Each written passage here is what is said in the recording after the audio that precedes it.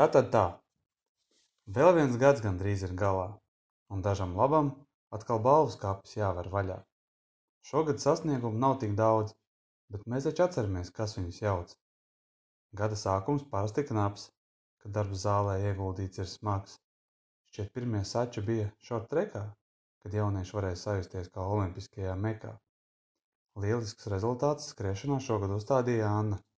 Ģimenei un draugiem tas noteikti bija saldi kā manna.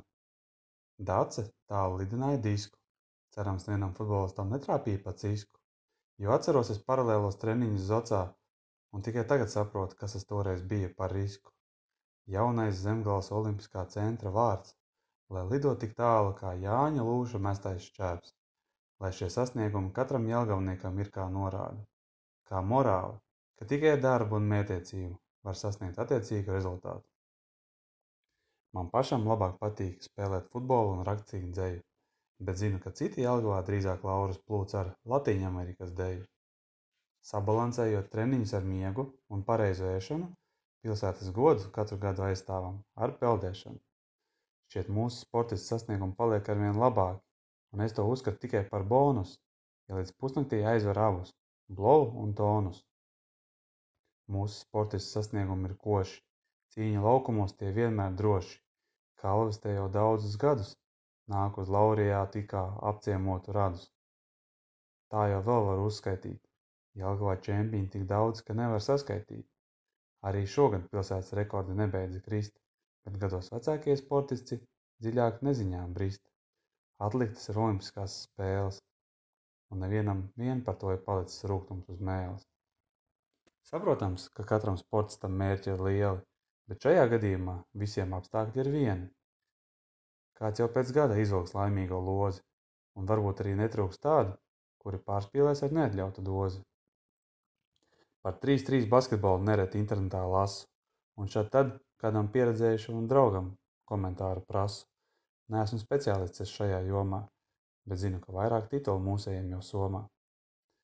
Dainis nokļūst pie Latvijas futbola izlases stūris. Kas tagad tur varēs vicināt dūris? Vēl tikai jāpapildina punktu spaiņus un jāuzaudzē muskuļi. Tāda Eiropā vēl pagaidām izskatāmies kā kurkuļi. Ja vēl par sporta veidiem, tad NBA laukumos nepārspējams ir Ervings, Premjerlīgā Sterlings, bet Jelgavā Kērlings. Nobeigumā gribu teikt vēl ziņu vienu, pie kuras var nākties nokļūt kādu dienu. Vajag laikus padomāt bez steigas, ko darīt, ja pēkšņi lielajam sportam pienāk beigas. Izglītība un profesija – tā ir vērtība, ko nespēja aizstāt neviena cita ērtība. Medaļa zelta kā izcīnītā balva paliks tikpat nevērtīga kā alva.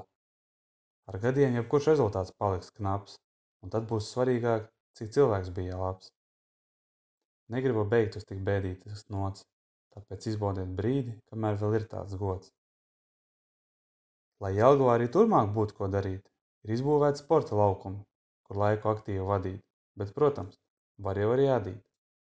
Nedaudz atkāpjoties no laureātu tēmas, varbūt šogad pilsēta vēl var paspēt ieplānot dažas schēmas. Pie 6. vidusskolas ārā trenižierus gribās, tur pilns ar talantīgiem bērniem, kas visapkārt trinās. Es kā mājas vecākais to esmu pamanījis. Daudziem tur liels ir potenciāls. Pie tam nav mums šobrīd olimpiskais čempions svarcēlājs. Tā nu mans dzejolis gandrīz ir galā un jāliek špikeris būs malā. Kopumā visiem novēlu noturēt šo kursu, lai jau nākamgad atkal varētu lepoties ar laureātiem un notikušos fotokonkursu. Saņemtie diplomi palīdzētu katram mums augt un kopā kā sporta lielvalstī tikai plaukt. Paldies un veiksmi turpmāk!